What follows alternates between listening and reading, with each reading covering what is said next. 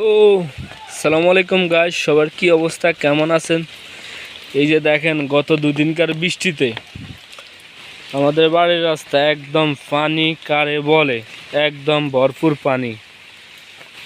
আর মনে হয় ঠিকমতো এরকমভাবে একদিন বৃষ্টি হলে রাস্তার পানি উঠে যাবে। এই যে দেখেন কি অবস্থা।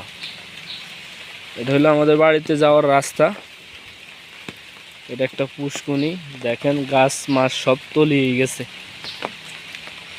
দেখছেন কি অবস্থা, শুধু পানি আর পানি, পানি আর পানি, পুরা কেমত অবস্থা। আমার মনে হয় ঠিক মতন না, আর যেরকম বৃষ্টি হইতেছে আর একদিন বৃষ্টি হইলে পুরো রাস্তাতে পানি উঠে যাবে। দেখেন